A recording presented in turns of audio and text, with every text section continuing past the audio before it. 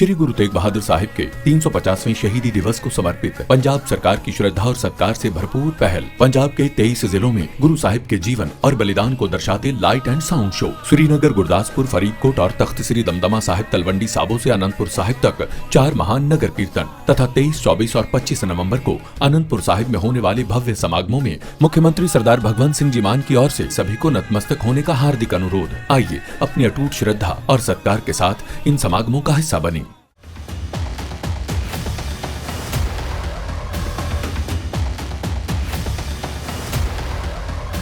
UN में भारत की स्थायी सदस्यता का समर्थन एक बार फिर फ्रांस ने किया।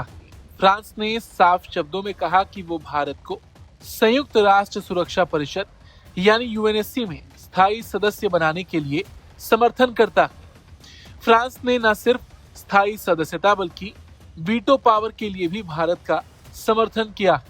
फ्रांस ने कहा कि सुरक्षा परिषद में सुधार के दौरान अफ्रीका को 2 सीटें मिलनी चाहिए। इसके साथ ही साथ ग्रुप ऑफ 4 यानी ब्राजील, जर्मनी, भारत और जापान को एक सीट दी जानी चाहिए। इन देशों को विशेषाधिकार भी मिलना चाहिए, खासकर वीटो का अधिकार जो अंतर्राष्ट्रीय चार्टर के मुताबिक होना चाहिए। आपको बता दें, संयुक्त राष्ट्र सुरक्षा परिषद में कुल 15 सदस्य होते हैं, जिनमें 5 स्थायी और 10 अस्थायी सदस्य होते हैं। अमेरिका, रूस, चीन, फ्रांस और ब्रिटेन स्थायी सदस्य हैं और इनके पास वीटो पावर है। अस्थायी सदस्य 2 साल के लिए चुने जाते हैं और उनकी नियुक्ति क्षेत्रीय संतुलन को ध्यान में रखकर होती है। हालांकि भारत आज तक यूएनएससी का स्थायी सदस्य नहीं बन पाया। इसका कारण यह है कि सुरक्षा परिषद में सुधार पर स्थायी देशों के बीच सहमति नहीं बनती। खासकर चीन भारत की स्थायी सदस्यता का विरोध करता है।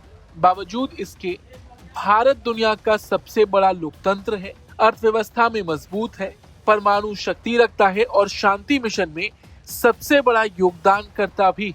रही बात फ्रांस की, तो ये पहला मौका नहीं था जब फ्रांस ने यहाँ इस परिषद में भारत का समर्थन किया हो। फ्रांस के अलावा कई और सदस्य देश चाहते हैं कि भारत को स्थायी सदस्यता मिले। आपको बता दें, इस पूरी स्थिति से साफ है कि भारत की सुरक्षा और वैश्विक भूमिका दोनों ही मजबूत हो रही है और इसे लेकर कई देश सकारात्मक हैं। रही बात फ्रांस की, तो कई क्षेत्रों में भारत और फ्रांस एक दूसरे का सहयोग भी करते हैं। भारत के पास जो राफेल फाइटर जेट्स हैं, वो भी भारत ने फ्रांस से ही लिए हैं। हाल ही में भारत ने राफेल मरीन की डील भी फ्रांस से की थी और फिलहाल 114 राफेल फाइटर जेट्स पर अलग से विचार भी किया जा रहा है।